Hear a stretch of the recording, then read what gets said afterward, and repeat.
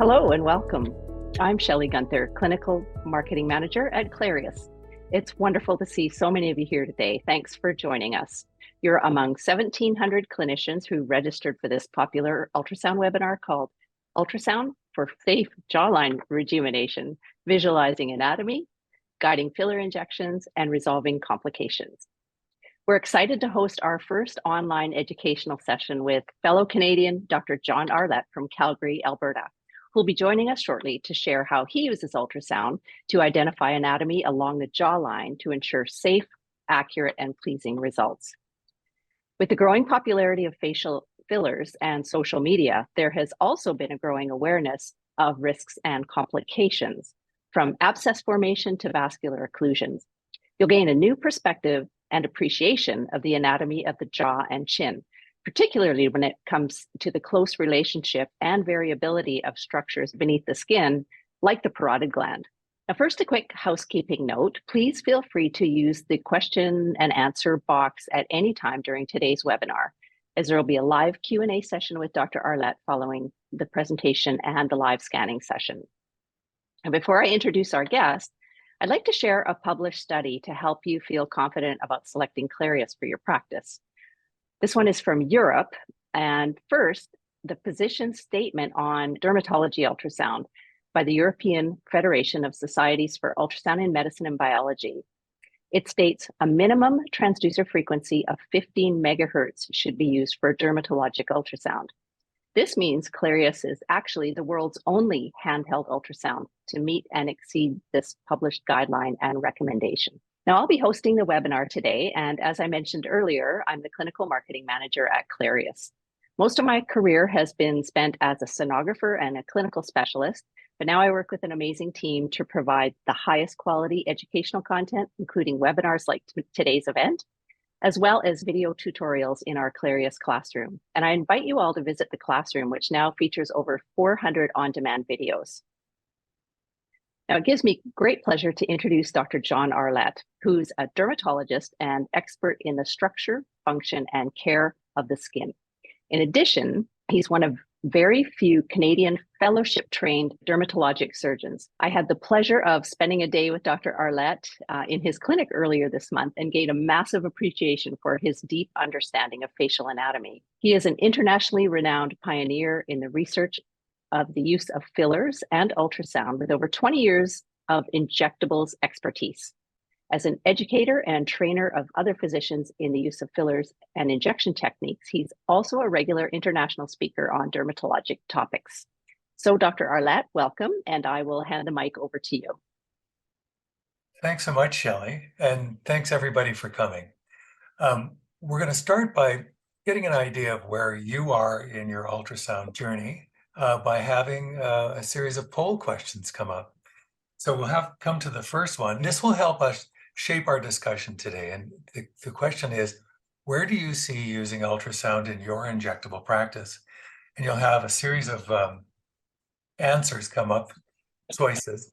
You'll use it for anatomical mapping, use it for managing complications, analyzing placement of filler that you've injected, guiding injection in challenging locations, and maybe you don't see a place for ultrasound in your practice. Take a moment to answer those, and we'll just bring up the answers and look at them briefly together. And so these questions have come out from where we have questions I've had over the years. And so we see that most of us want to use it for anatomical mapping, managing complications, and looking for placement, and using it for guidance in your treatments. So this is all really good information and helpful when we look at the different stages that we'll evaluate as we're going along. We'll go on to the second question. I'll close that. And the other part is, what is your understanding of ultrasound for injectable therapy? And that is, are you just starting? Or are you just interested in keeping up to date? Have you done a lot of extensive reading and attending webinars? And maybe you're even currently using ultrasound in your practice. So all the range of where the effectiveness of this technology can be in your practice, and we'll use that in emphasizing some of the points that we talk about. So we'll just see what the total is on that. But a lot of us are just starting. And then 30%, an amazing number, are using ultrasound in their practice.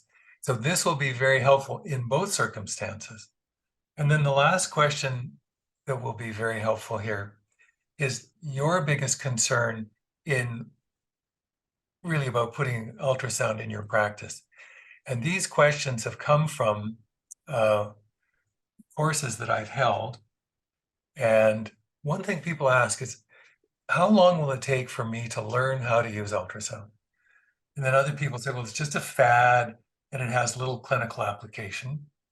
And another concern is it will take up too much time in an appointment. I understand this from where I started from. And we'll talk a little bit about practical application. And the other question that's so common is, how will I know that my anatomical interpretation is accurate? And I think we'll answer that as we look at the images on the models that we have today. And so the drum roll for this one is, you can see that lots of us still have this question: how long will it take to learn? And how certain can I be of my anatomical interpretation? And so that anatomical interpretation component is vital, because right now we're doing treatments assuming we know where the anatomy is.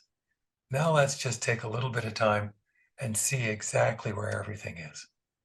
So I'm going to go on to the topics. And please, as Shelley said, please ask us questions as we're going through. We have lots of time for that at the end. We're going to cover anatomy of the jawline.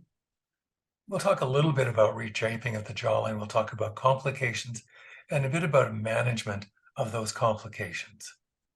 So here's an anatomy. This is an old anatomy picture, but anatomy doesn't change. It's fairly constant, and the location of what we're going to look at is predictable. There's some variability, and we'll see this in some of the demonstrations.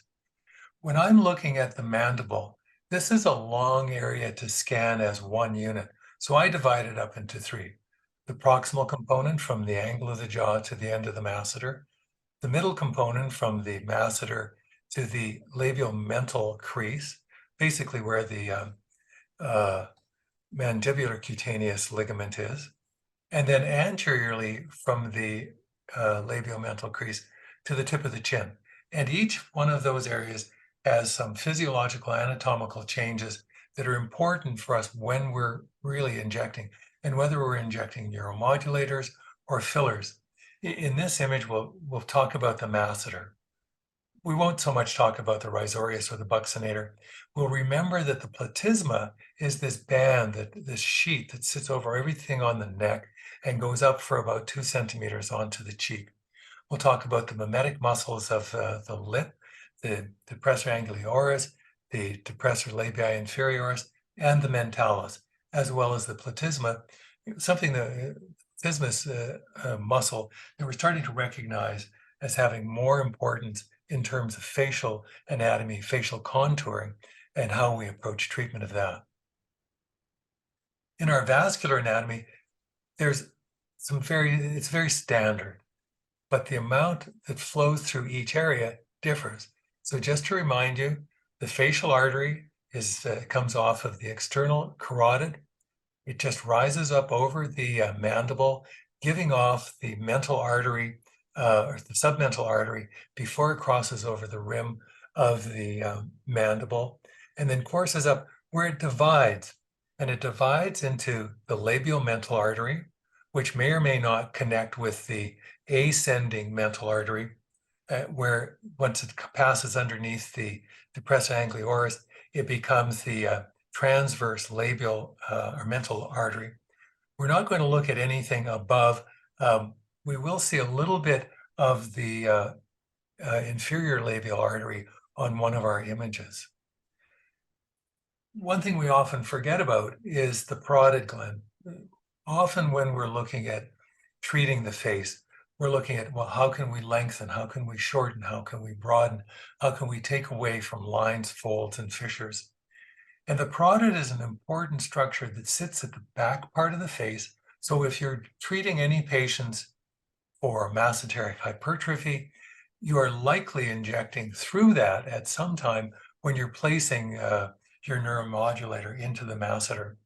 It'll become obvious to you as we're moving forward how this is an important structure when we're injecting patients. So the video is already running as this is my assistant Katie, and we're looking here at how we can evaluate the lower part of the face. And I'm just going to pause. You see the little white line, and I'm going to just point out a couple of things. The little white line here is the mandible. We're going to advance this a little bit just so that we see it in a clear white line, which is what you're going to want to. So here we have the mandible, and you'll see my hand is in the horizontal or axial position.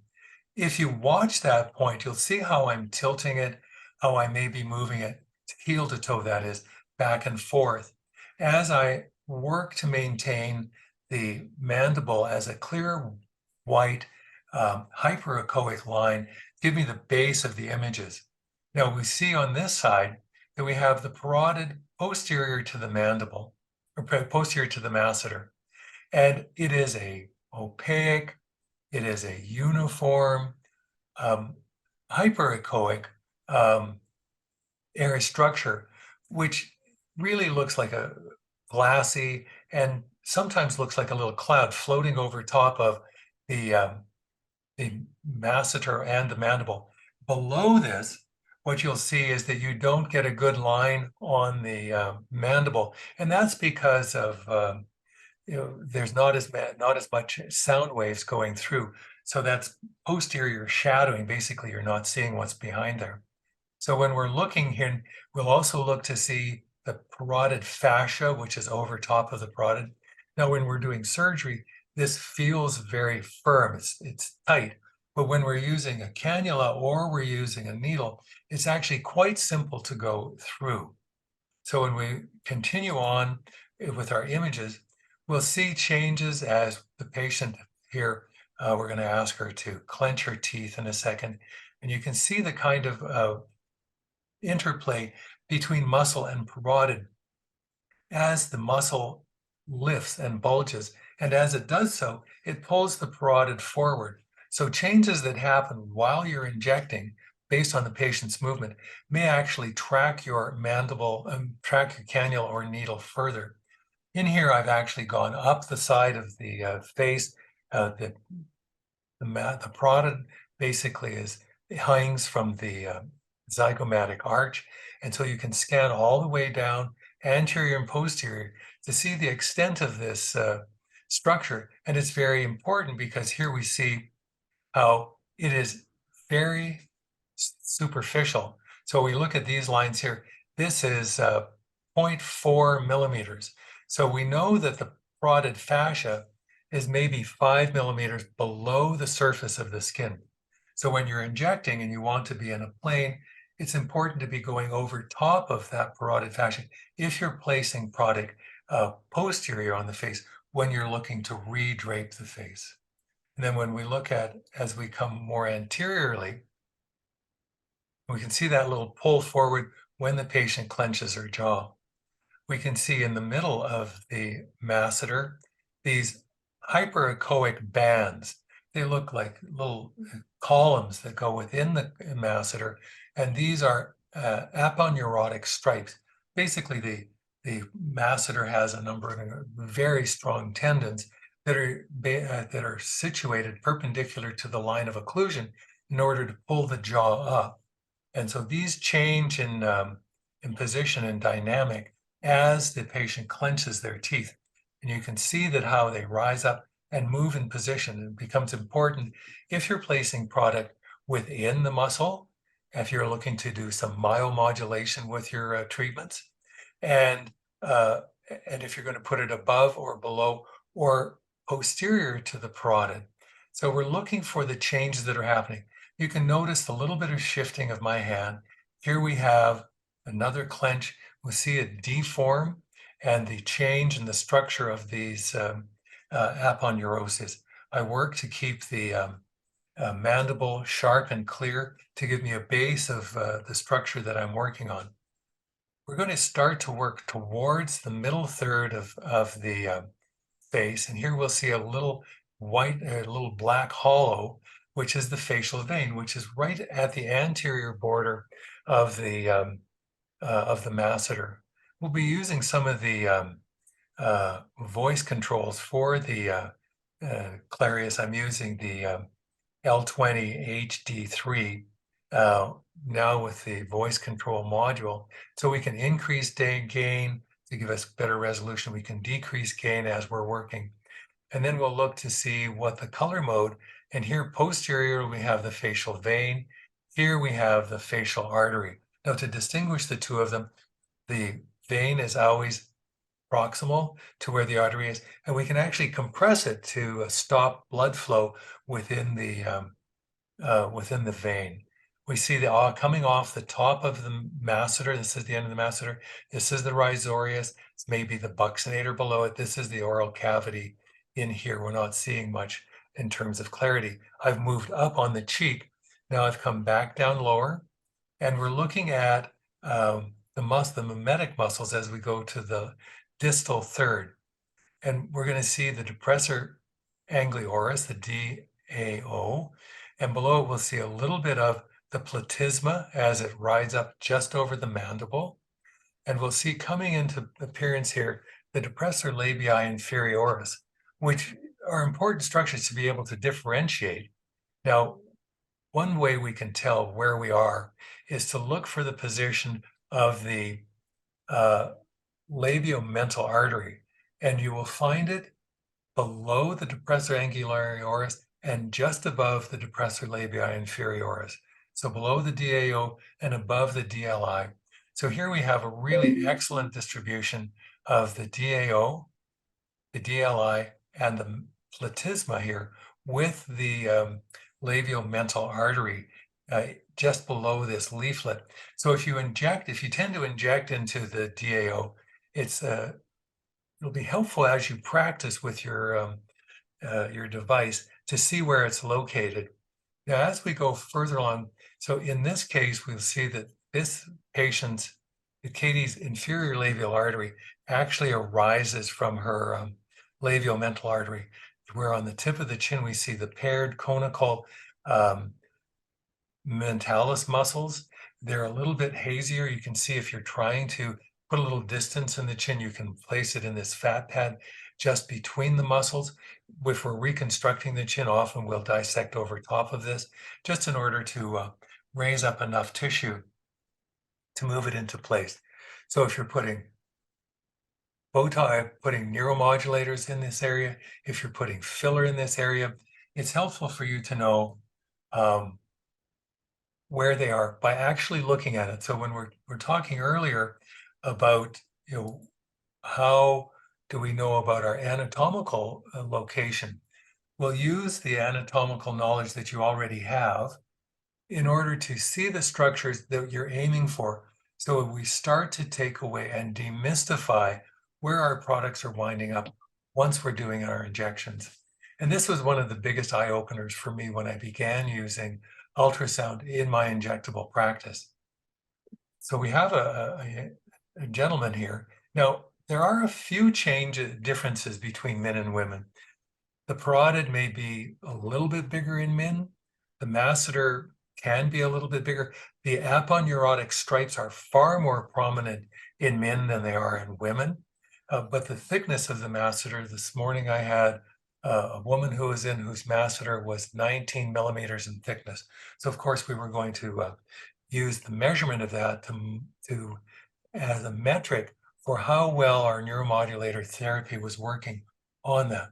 So we're going to go back to our voice control and look at the size of the vessels here. So we have the facial vein and the facial artery, which in this patient are very close together. It's an uncommon to actually cause a vascular accident in this area. They're usually much more distal. We don't inject right at the base of the masseter unless we're injecting just underneath the mandible, trying to straighten out or lengthen or accentuate. Now, this is one of the points that I wanted to share with you. which is partially why we've added this second image. The more you scan, the more you'll see. And sometime you're going to see this lymph node in the parotid gland. The first time you're going to see it, you're going to say to yourself, oh my gosh, what have I found? Did I do that? Is that normal? Is that natural? And you can see here, over here, this is definitely not my hand. This is Shelley and I working together. And so Shelley came in because she's scanned so many parotids, and we wanted to demonstrate this so well. So you'll see this a little bit of structure of some fibrous banding around. You'll likely hear this is part of the SMAS as it goes up over the parotid. The parotid has two lobes, a superior and inferior one. You can see the band in separating the two. Here is the lymph node. You'll see like the mantle on the outside where there's more vascular flow. It's hypo or anechoic. Centrally, it's isoechoic with the structure of the central part of the lymph node. Yeah, So and they're like you said, they're very common. I've seen tons of them in the area of the parotid, and yeah, I mean, at first you're kind of it takes you back a little bit, but yeah, it's they always have, you know, most of the time have this appearance with the darker kind of donut appearance with the brighter echogenic inside. So yeah, that's just kind of one of those normal variants that you'll come across the more you scan. And you know, it's a thanks, Shelley, for coming in on that. It's great to have a buddy who you can work with this, whether they're in the room or if you want to use the Clarius live mode, you can actually cast your images to a colleague somewhere else to help you with your interpretation of where you are. So it's a great addition to our therapeutic armamentarium. So we've had in two patients great examples of the mandible. We divided them into the proximal, middle, and distal third. We've looked at the masseter and the parotid. You have an idea of how very prominent and pervasive the parotid is, how superficial it is here in this patient in the posterior, superiorly, and in the posterior aspect. So if you're injecting in the anterior to the ear, posterior aspect of the cheek, and these are areas I inject. I'm not sure what you do, and I can only speak from my experience. You want to make sure you're superficial and not in the parotid injecting in those areas. So you've had lots of great examples of what's going on. So we're going to talk a little bit about jawline redraping. And we look at it in terms of use of dermal fillers. As we talked about, we may put some in the chin when we're looking at lengthening.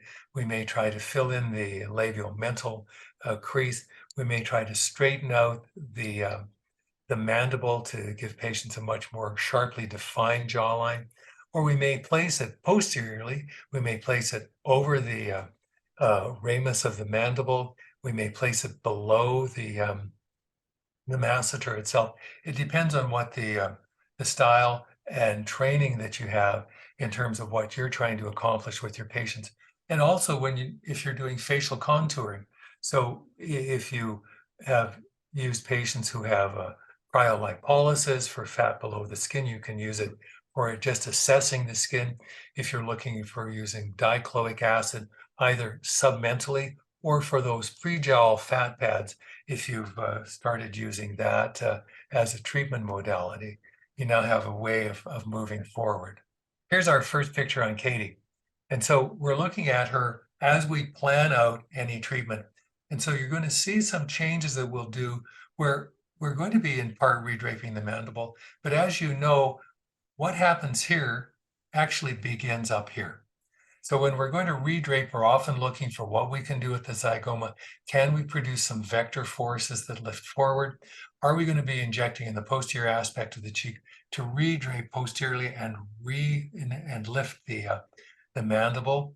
We're going to look at what we can do here, either below the masseter, at the angle of the jaw, along the angle of the jaw. Should we be filling in underneath the labial mental full crease? And what can we do for the chin? For a chin that might be a little bit micrognathic, can we put product underneath the mentalis?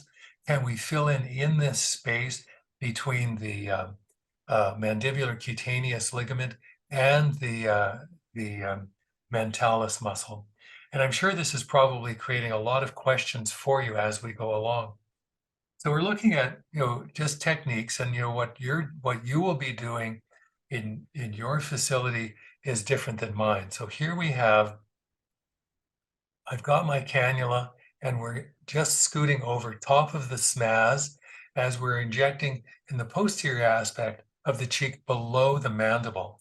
Now, I'll just ask you to watch in this area because every once in a while, we'll get a little flush. So just watch at the end. You'll see little tiny flushes, little red or yellow colorations, as there we are again, as the gel actually comes out of the end of our cannula. I'm using this to make sure that I'm above. We know that many of the nodules that appear in these areas occur because product is deposited within the SMAS, so that's where a nodule can come. If you go through the SMAS, it does create like a fissular structure that product can go back and forth within. So it's an important aspect for us to think about when we're injecting this area. So you can see a little tiny bit of flush of gel coming out from the tip of the cannula as we're moving forward. Now, here I've treated the upper part of the cheek.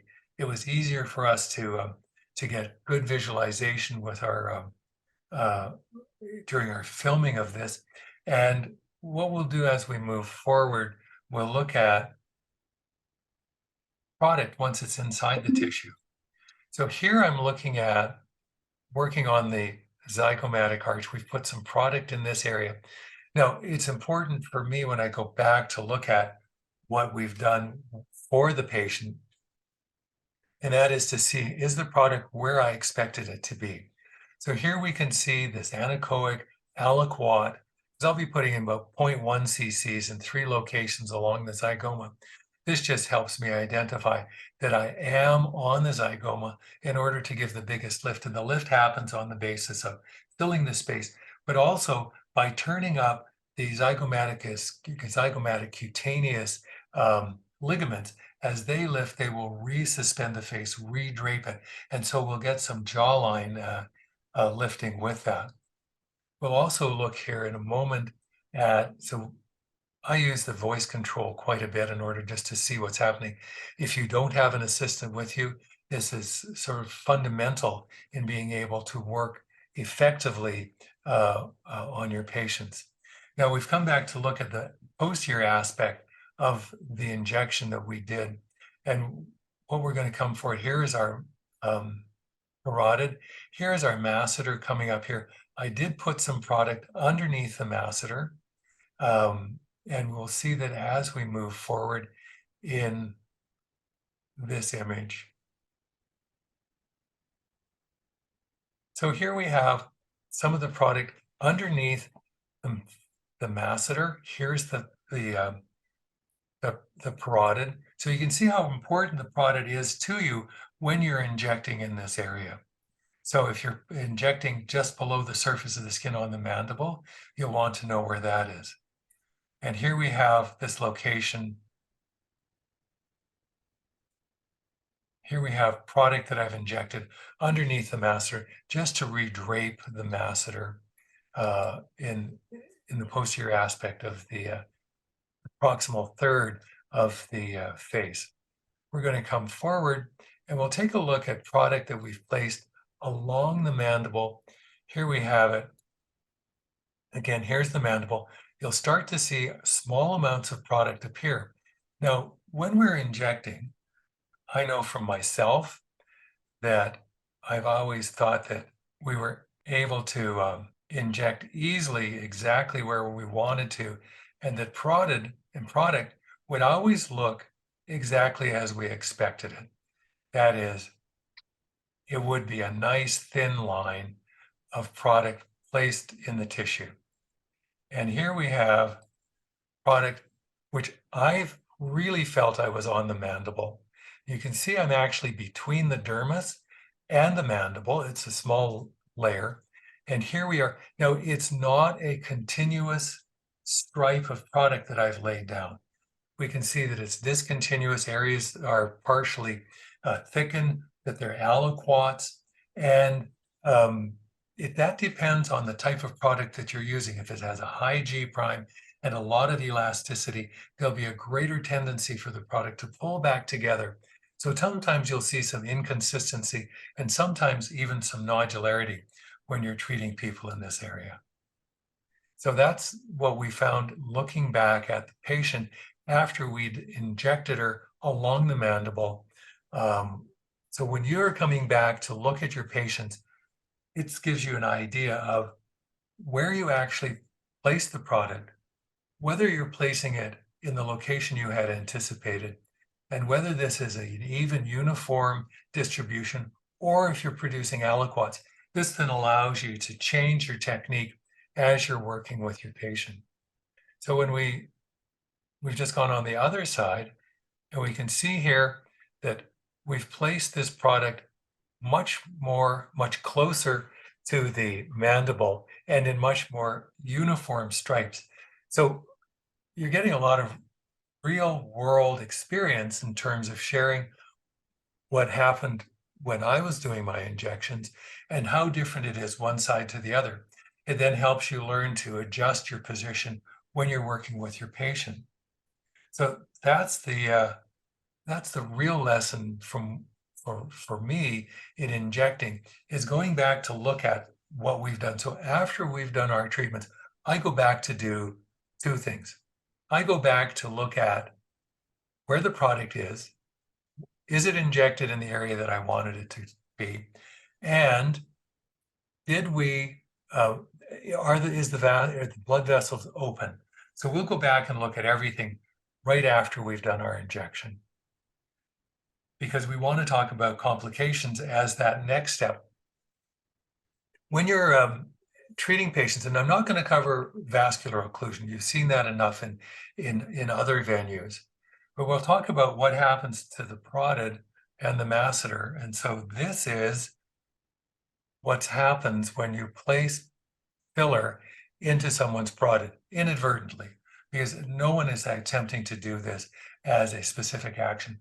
Interestingly, when we see this, in at least 75% of cases, patients will react on both sides, because in that injection session, the injector often is working in the same plane.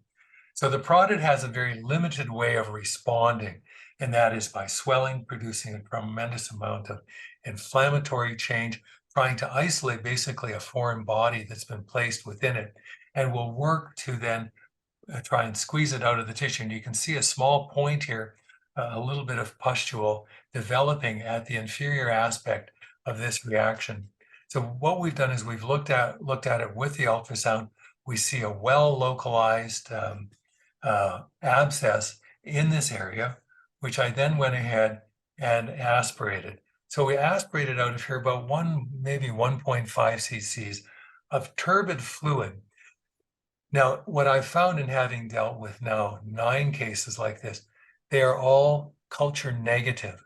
So in this early phase, I don't routinely place patients on antibiotics unless there are other signs that are suggestive of an infectious process. We'll often place patients on steroids because in association with this inflammation, patients will develop trismus, where it will be very difficult for them to open their mouth because of muscle spasm and because of inflammation within the masseter. So this is another patient who came in who had filler placed in the posterior aspect of their face bilaterally. And we can see how much swelling there is. The patient could barely get their mouth open any greater than what we see here. So we see a big area of swelling here. She has developed increased edema here on the anterior aspect of the cheek in her jowl sulcus, which is secondary to the swelling that's happened posteriorly. So when we look at this, we can see our abscess forming in the posterior aspect of the face. These are images that I took at the time that the patient came in.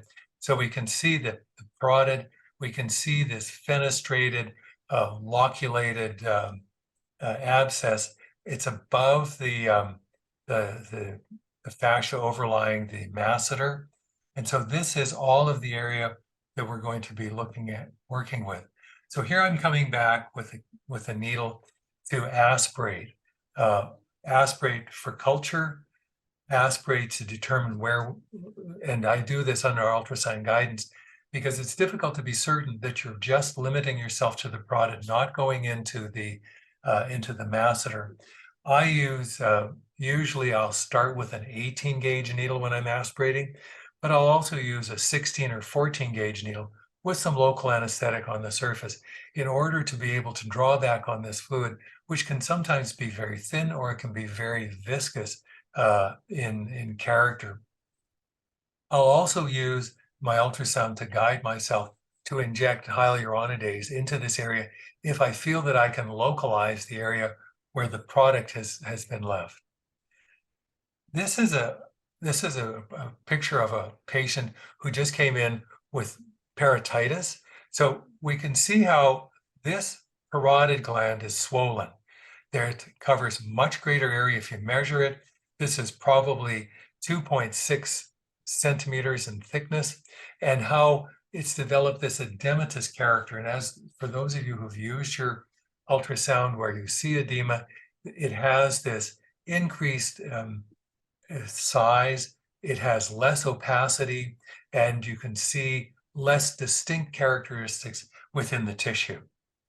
Now, I'll go on to another masseteric nodule just at the end. So this is a patient who received some filler underneath the masseter and developed a nodule, which was aspirated for some purulent material, which was culture negative. Hyaluronidase was injected into the area in order to remove any remaining hyaluronidase. I use my tools to measure this so that we have something to refer back to. We keep a record of our cases on the Clarius cloud so that we can refer back to these cases in the future. So here we have a nodule underneath the masseter. She has been treated with steroids because she developed some trismus. So in this situation, I decided to go back in to look at it. So we're going to aspirate it. You can see we're using a 16 gauge needle and we're going in. So, as you become more comfortable with using both hands and doing ultrasound guided injection, you can see how this 16 gauge needle almost bounces off this relatively rubbery nodule. So we actually aspirated the material and found that there was still a lot of gel present in this nodule. We did, in order to give the patient some comfort, I have come back with a different needle. So this is a 22 gauge needle. The smaller caliber needles may not show up as well when you get below 1 or 1.5 centimeters in the skin. So using a larger caliber needle is helpful. So this is a 22 gauge. And what we're doing here is we're just putting some Kenalog, some triamcinolone acetonide directly into the nodule in order to reduce the patient's inflammatory change. You'll also use this at the same time you can use it if you're going to place hyaluronidase back within this area in order to dissolve some of the remaining product. So you can see what we've done here in terms of using ultrasound. We've used it to look at a number of patients' anatomy. You can see some variability.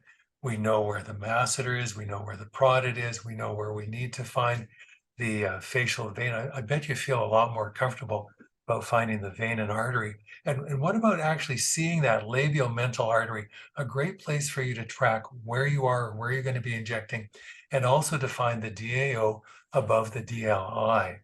And so you can look at the patient's anatomy. It helps you plan out where your injection is going to be.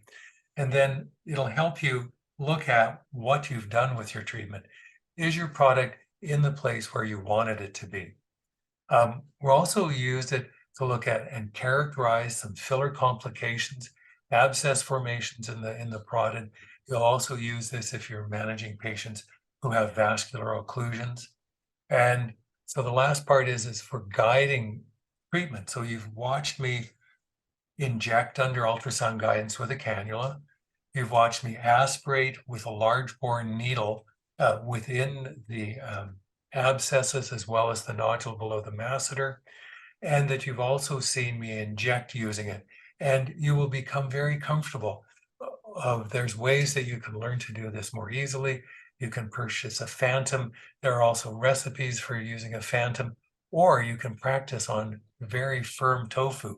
There's like a little tip for you to practice when you finish our seminar. So thank you very much for listening about my approach to the mandible.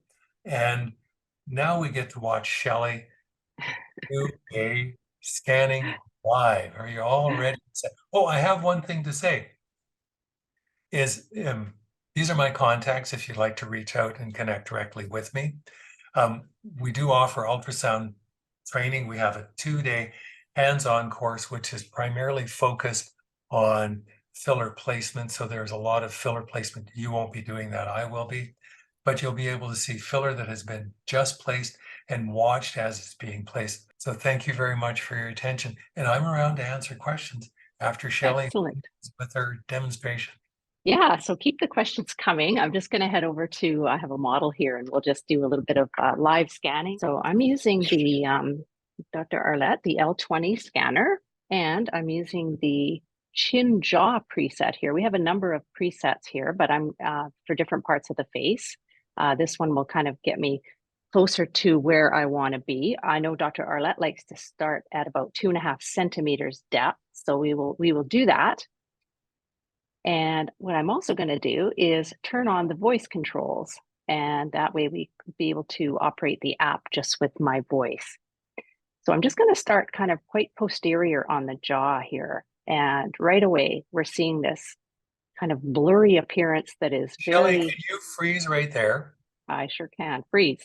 And so what's great here is you demonstrate so clearly the upper lobe and the lower lobe Mm-hmm. of the parotid, and you'll see that fascial band separating them. I think if we start to learn to look for these ancillary components, then it'll show us with greater comfort the structures we're seeing underneath. Exactly, yes. And then if I just continue to come more forward, like you said, we want to keep the mandible as a nice uh, solid line, nice and bright. And then we're getting into the masseter muscle here as I come forward. And here, Mimi, I'll just get you to clench your jaw. Good, and relax. So you can see those nice, bright, Those uh, aponeurotic stripes. exactly. Your model's got such demonstration, very strong area. Now, Yeah.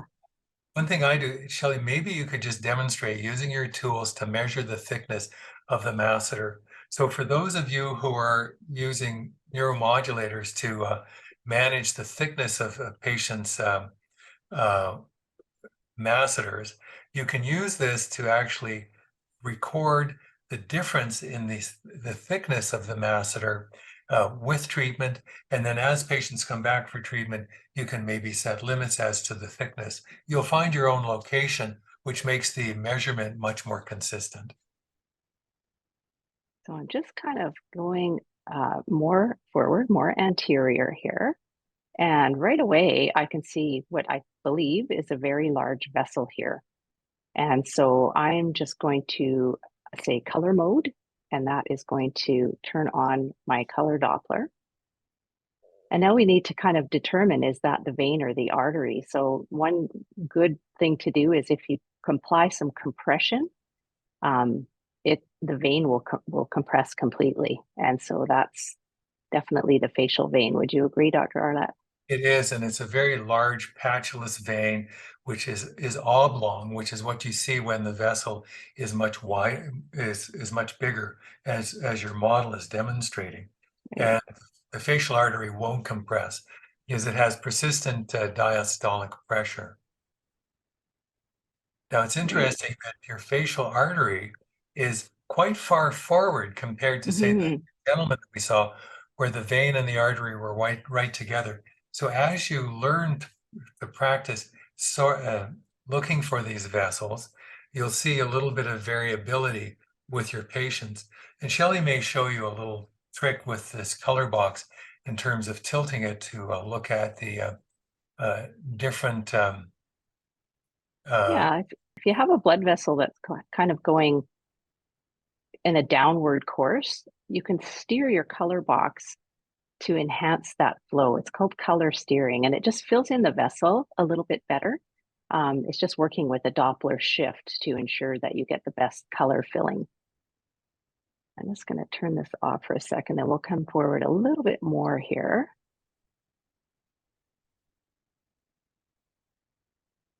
Great. All right, so actually, Shelley was showing, you saw those little chiclets at the bottom of the screen. Those right here, those are teeth. So yeah. when you see those kind of things, don't be surprised. They're not sort of chiclets inside the mouth. All right, so I'm just going to decrease my depth a little bit just to demonstrate. Oops, that was a little bit too much. Increase depth. All right, and so this structure right here, is that my DAO? That is your DAO. All And right, see, I'm learning. below what you have your DLI.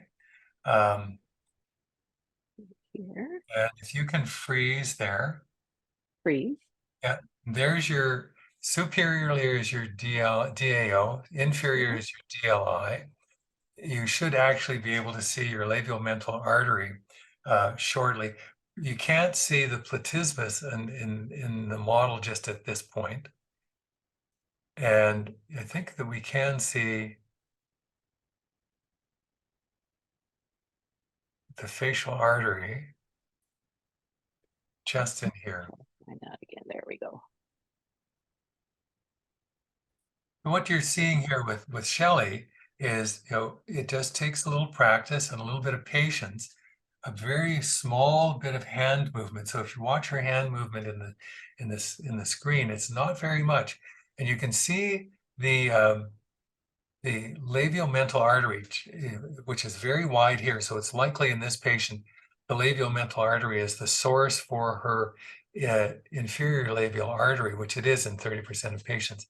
And you can see above it is the DAO, below it is the DLI. And so as you move forward across, now Shelley, I wonder if we can actually see this become the transverse mental artery, and it would then join up with the ascending mental artery, which would come from the submental artery as it rises up over the chin. So That may be fortunate it there, but exactly, you can see it in yeah, the superior aspect because it becomes much smaller. right. This patient Great. had excellent. Yes, indeed. All right, well, I'm going to wrap it up there just in the essence of time here so that we can have time for some Q&A. Shelley, that was a great demonstration. Yeah, she has great anatomy for demonstrating that for sure. Just gonna And wipe which off is this actually gel. a good reason why when you're scanning, if you're treating someone, take a look before you start, because there are patients where they may not have a labial mental artery. Their facial artery may stop at the oral commissure, so that if you inject in the nasolabial folds and you come back to look for vessels afterwards, you may not see them just because of the course of their vascularity Yeah. different than what you would expect from a textbook. Yeah, not everybody's the same. That's certainly what I've learned in doing these demos for sure. Well, thank you, Dr. Arlette, for sharing those great cases. And just before we open the floor to questions with Dr. Arlette, here's a quick poll question for you. We'd love to help everyone continue on their journey and bringing ultrasound guidance to their aesthetics practice. So please complete this poll if you'd like any additional information. Please do click on as many options as apply. We have a global audience today, so pricing and availability vary by region, so feel free to request a quote and pricing. You may opt to speak to one of our experts about the advantages of wireless ultrasound. If you'd like to discuss scanner features, please select that option. I know there were a few questions about scanners and accessories and things like that. You can also book a one-on-one virtual demo with our experts to see the new Clarius HD3 in action. And we can send you more video tutorials with experts like Dr. Arlette. So please go ahead and select as many options as you wish. And while you complete the poll, I'd like to take a minute to introduce you to the Clarius L20 HD3, the world's only ultra-high frequency ultrasound in a 20 megahertz handheld scanner. You no longer have to purchase a bulky system that's costly and complex to learn. in order to improve patient safety and outcomes. Clarius ultrasound has changed the game in facial aesthetics by miniaturizing high-definition imaging, making ultrasound easy to use and affordable with image quality that rivals traditional ultrasound systems at a fraction of the cost, about 85% savings. And with the Clarius PowerFan HD3, you can keep your scanner cool with a limitless power supply, so you can scan as long as you need when you treat complications or hold workshops like Dr. Arlette does. And with best-in-class high-definition imaging of the skin, muscle, vessels, and fascia, you'll gain a confidence in your needle placement, easily characterize and evaluate fillers, and more accurately treat complications, improving patient safety with consistent treatment outcomes. And before I tell you more about Clarius, I'd just like to share this independent and unbiased study, which was recently conducted by the Keck School of Medicine at the University of Southern California. To help clinicians choose the best point-of-care ultrasound scanner for aesthetic and ophthalmology medicine, they ranked the image quality of 5 POCUS devices, and the Clarius L20 HD3 received the highest ratings, followed by our Clarius L15 HD3 for overall rating, ahead of 3 other alternatives. So how does Clarius deliver the best-in-class image quality? Each scanner features 8 beamformers, 192 elements, and artificial intelligence that together deliver crystal clear imaging that we've only found with traditional systems in the past, but without the complex knobs and buttons, making ultrasound imaging fast and easy to use. Clarius is also wireless, freeing up space with 0 footprint. It's fully immersible, so much faster to clean and disinfect as well. Only Clarius delivers wireless scanners with an ecosystem that includes a free app for your iOS or Android device with free updates. Available with our new membership, Clarius Cloud allows you to easily capture and manage unlimited exams from anywhere. Your membership includes in-app classroom videos with experts like Dr. Arlette, as well as onboarding with a Clarius clinician to help build your Clarius skills. Clarius delivers one-click telemedicine. If you'd like to share live scanning with a colleague, and I think Dr. Arlette alluded to that earlier, with our new voice controls that we showed you, it acts as your AI-powered assistant. With one hand on your needle and the other holding your Clarius L20 scanner, you can use your voice to add color mode, increase gain, all of the things we've seen today. Also included with your membership, the Advanced Aesthetics package includes AI-powered features to automate workflows like vessel depth AI, as well as the new aesthetic presets for lip, temple, forehead, chin, jaw, like we saw today. So we'll now take 3 seconds to close the poll. 3, 2, 1. Thank you for participating. We will get back to you in the coming week. So let's jump right into our live Q&A session. Since it's a common question, I wanted to let all of you know that a recording of today's session, as well as a PDF copy of the presentation, will be emailed to you in the coming days. So use the questions icon in the menu bar to ask questions, and I can moderate this here. I've got quite a few. If we end up going over the hour, we can spend a couple of minutes extra and just try to get through as many of these as we can. One of the questions was, are you injecting above the SMAS, and what filler is it? In the case of the upper cheek, I was injecting above the SMAS because in that situation, I did not want to be below it. That's where you'll wind up with nodules. You won't get as much lift. Now, there may be places where you want to be below the SMAS. You may be, especially if you're going to do somewhere like the central cheek and the deep medial fat compartment, you will, of course, go through the SMAS. So in what we demonstrated today, I was above, except for when we were in the masseter. Of course, we went through SMAS into the, right down to the periosteum. And the product that I was using was a medium range G prime with moderate cohesivity. One question is, what is the average depth of your DAO on ultrasound? Is there an average depth? That's a really good question. It's probably at or below 4 millimeters. So you're very superficial. So if you're injecting, you've read many descriptions. So if you just follow the nasolabial fold, labial mental fold, and inject posterior to that, you'll be within it.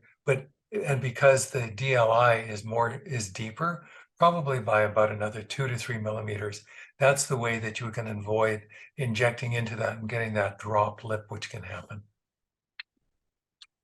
In your course, do participants have the opportunity to use ultrasound on models you have there, if not injecting? Absolutely. That's the reason for the course. It's a hands-on course. Of the 12 hours, you're probably hands-on for 9, and that is working on models, working on yourself, working on each other. We bring in models for injecting and for scanning. And the whole point is to learn how to use your device in a number of settings, as well as in a number of anatomical locations. So yes, that's the whole point, is hands-on. And we will actually look at the wrist, we'll look at the back of the hand, easily accessible areas, we'll look at the neck, and then the rest of it is the face, so that you can look at the standard positions that you'll be working with when you see patients. There was one question about the lymph node. I can actually take this one, but what would a malignant node look like? And typically, malignant nodes don't have that echogenic fatty hilum in them. So they will be very dark, and they will be not oval anymore. They take on kind of a rounded appearance. And they'll often, with a color Doppler, have quite increased vascularity as well. So you can pop the color on there just to see. But of course, biopsy is the only true answer. But that in my experience, that's what I've seen. Oh, and actually, you can do a fine needle aspirate. You could do that very easily with ultrasound, and it saves the patient an open procedure. And I apologize, I froze there for a moment. I'm back now. All right. So there was one question about, and I know, Dr. Arlette, you probably don't use your iPhone in your practice. There was one question about, are you finding the iPhone big enough for images? But I think so yes, I do. And I do that if somebody's sending me a Clarius Live and I happen not to be in the office. I use, I have Samsung, I have Android tablets, I have iPads, I have iPads that are medium size and large size. I have seen some colleagues who have big monitors on the wall of their clinics, but you can really get by on either an Android or an iPad tablet quite easily. Okay, it's really a personal preference, right? I mean, I just find, as I get a little bit older, I need a bigger screen. So, but yeah, some people have no trouble at all, No problem. evaluating things to their No phone. problem So in using your iPhone. yeah, great. All right. Well, I think we'll close out your presentation. Thank you all for your wonderful questions and staying on with us for the live Q&A session. Like I said, if we didn't get to your questions, we'll follow up in the coming week. And friendly reminder again that you'll receive a copy of the slides and a webinar recording as well. So keep an eye on your inbox. Please do complete our closing survey to provide your feedback so that we can bring you more educational webinars like today. To conclude, I'd like to thank you, Dr. Arlette, for all your insights, and a very big thank you for letting me spend some time in your clinic with you. And thank you, all of you attendees, for joining us. Have a wonderful day and keep scanning. All the best. Take care. Bye-bye.